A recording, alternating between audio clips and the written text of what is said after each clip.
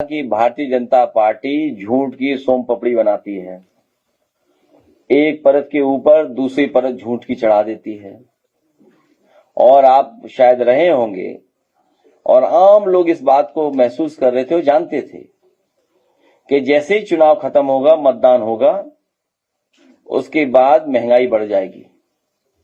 Diesel, petrol और gas की महंगाई से केवल उन चीजों की महंगाई नहीं बढ़ती है, बल्कि बड़े पैमाने पे हर चीज की महंगाई बढ़ना शुरू हो जाती है।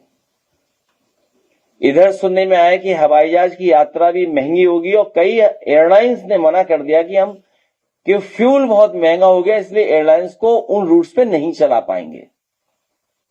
ये महंगाई का ही असर है। खाना पीना महंगा होगा और इसके साथ साथ जब ट्रांसपोर्ट महंगा होगा तो हर चीज महंगी हो जाएगी। भारतीय जनता पार्टी ने कभी भी महंगाई को रोकने के लिए और अपने लोगों को ज्यादा मुनाफा कमाने के लिए नहीं रोका। और अगर भ्रष्टाचार पे रोकें, भ्रष्टाचार भी नहीं रोका और अपने लोगों को ज्यादा मुनाफा भी कमाने दे रहे हैं, उसको भी नहीं रोके, उसकी वजह से भी महंगाई है।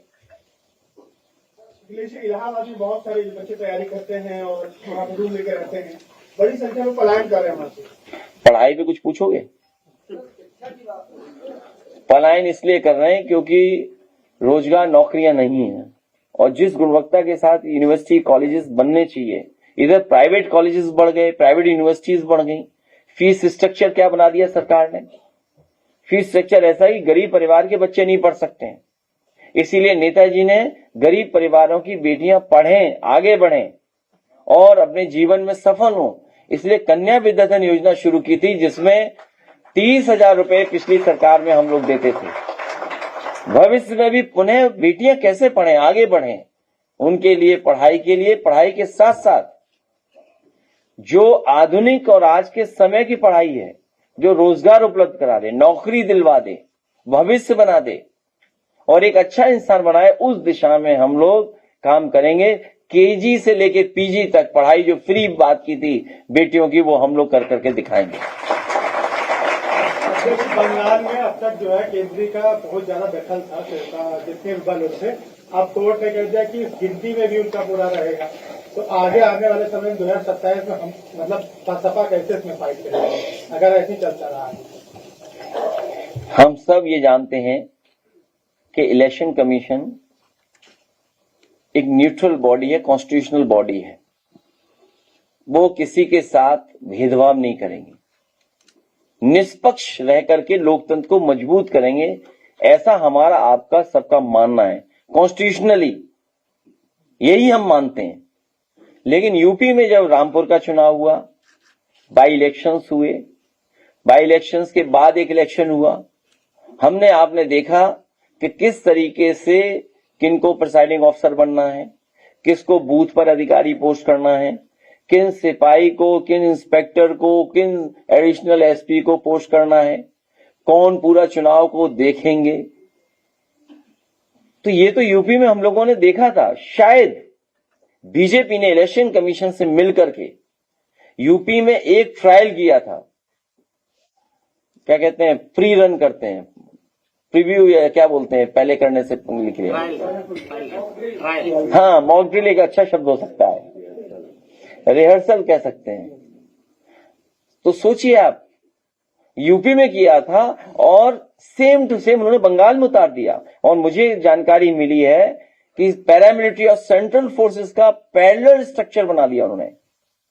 जो पुलिस का एक है व्यवस्था, उसके एक पैरेलल बना दिया, सोचिए आप। तो इसलिए ये जनता का चुनाव होने जा रहा है। दीदी थी, दीदी जीतेंगी, दीदी रहेंगी और एक अकेली हैं, वो लड़ेंगी भी और जीतेंगी भी। उन्होंने कहा कि बक्सा को आगे बढ़ाते हुए कि कुछ गुजराती लोग बंगाल को कब्जा करना चाहते हैं और ये हम ऐसा होने नहीं देंगे। क्या कहेंगे, बोल रहे हैं? अब ऐसे तो हम ये कहते हैं कि भगवान श्री कृष्ण हमारे मथुरा वृंदावन से द्वारका चले गए थे, लेकिन कुछ सच्चाई तो है। कल अलर्ट आया सबके मोबाइल पर। देखो टेक्नोलॉजी कितनी स्मार्ट है, टेक्नोलॉजी की रीच क्या है। और बता रहे हैं कि अगर आपने रिंग ऑफ कर रखी है, मोबाइल ऑफ है, तब भी आपको अलर्ट मिलेगा। टेक्नोलॉजी की पेनिट्रेशन कितनी है सोचिए। मैं दावे के साथ कह सकता हूं, जो पत्रकार साथी सवाल पूछ रहा है, उसके बैक एंड में आउटसोर्स उन्हीं लोगों को मिल गया होगा काम। बात समझे? तब ठीक है। और फिर आप बताइए स्मार्ट मीटर, अगर स्मार्ट मीटर में ये बेईमानी हो सकती है तो ईवीएम में क्यों नहीं हो सकती? या देखिए मोबाइल ऑफ है आपका, ऑफ है मोबाइल, रिंगर ऑफ है, तब भी मोबाइल में अलर्ट आएगा। ये सोचो किस बात की तैयारी है। ये आपके अंदर फियर क्रिएट करना चाहते हैं। पूरी बीजेपी फियर क्रिएट कर करके चुनाव लड़ती है, डरा करके आपको।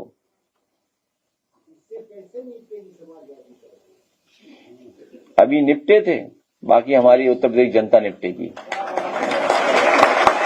हम तो रास्ता दिखा सकते हैं, हम तो लोकतंत्र में बता सकते हैं लोगों को। इस बार जनता निपटेगी और मैं जानता हूं आप भी निपटोगे। और ये बात तो सोचिए, सब निपटने के लिए बैठे हैं और आपको नहीं दिखाई दे रहा। जिन्हें हटाना है उनके अलावा सब हटाने पहुंच गए हैं। सुनने में आया है कि अगर कुछ ना मिले तो हमें विभाग ही अच्छा मिल जाए, क्योंकि 6-7 महीने में चलो काम बन जाएगा। कि अगर हम कुछ नहीं बन पाए तो हमें विभाग ही अच्छा मिल जाए। ये बात तो समझ रहे हो गया। अच्छा, आग लगाने वाले मसाले नहीं ढूंढ पाए।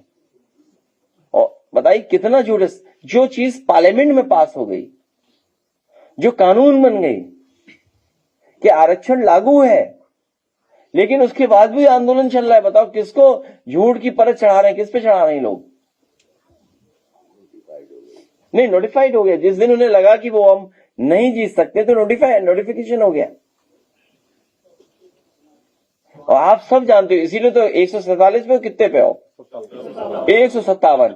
अगर सच बोलने लगो तो ऊपर हो जाओगे थोड़े। अगर आप इसी पे पोल खोल दें, हम तो अपने पत्रकार साथियों से कहेंगे रैंकिंग बहुत खराब है आपकी। अगर आप रैंकिंग ठीक करना चाहते हैं तो आज ही से सच बोलने लगो।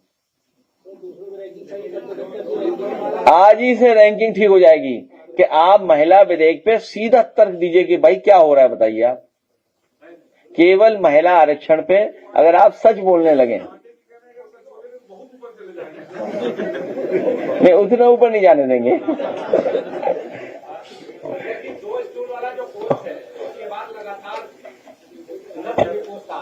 तो क्या आ रहा है, क्या आ रहा है उसमें? क्यों नहीं समझते? मैं कितनी बार बताऊं आपको? हाँ, क्या क्या बोला बताऊं? उसमें लिखा है कि फर्जी पीडीएफ परोसने की कोशिश है। 2027 क्या 2043 तक साफ हो जाएगी। आप समझते नहीं बात। वो अपने कुर्ते का साइज बता रहे हैं कि इतना बड़ा हो गया 2047 तक। बीच का भूल गए ना, पहले तो 27 की बात और भी बोलते थे। अब देखो दिल्ली से स्टूल मिलता है, कुर्सी फिर मिलती है कुछ। ये देखिए, बीजेपी का टारगेटेड कैंपेन एंड प्रोपेगेंडा है। मुझे याद है कि मैं एक अंग्रेजी गाना सुनता था, तो उसमें आता है कि अगर किसी को बदलना है तो मैन इन द मिरर को बदलो सबसे पहले। और शायद गांधी जी ने भी इसी तरह कहा, अगर जो बदलाव आप देखना चाहते हो दूसरे में, वो बदलाव अपने आप में करो पहले। जो हमें बोलते हैं, कभी वो आईने में देखते हैं कि माफिया उन्हें दिखता है कि नहीं दिखता आईने में माफिया? अब मोबाइल क्या देख रहे हो? वो उन्हें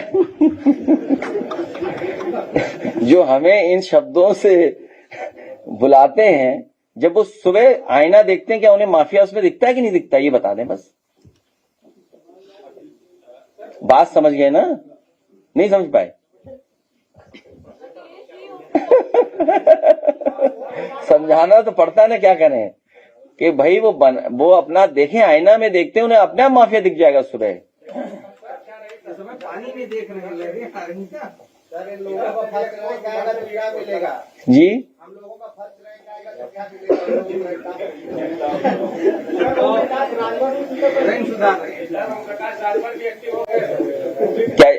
क्या पूछिए? हमने कहा सर कि हम लोगों की फर्स्ट रैंक आएगी तो समाजवादी पार्टी क्या करेगी? एक स्कीम चलाएंगे, कैश लेस लैपटॉप बैग। इसमें लेस को हिंदी में समझिए, हैं? तो उसको हिंदी में समझिए, ठीक है? कैश को अंग्रेजी में लेस मतलब लेस हिंदी में समझिए, लैपटॉप बैग भर के देंगे आपको। विद्यार्थियों का मनोबल बढ़ा रहे हैं और भाजपा सरकार विद्यालय बंद करने के लिए 41,000 अभी प्राइमरी स्कूल हैं जो आए हैं, उसमें एक भी बच्चे का एडमिशन नहीं हुआ। और जो ऑफिशियल रिकॉर्ड ये कहता है कई हजार, 27 से 21,000 प्राइमरी स्कूल बंद हो चुके हैं। तो अगर हम 21,000 और 47,000 मान लें तो इतने तो प्राइमरी स्कूल बंद हो गए।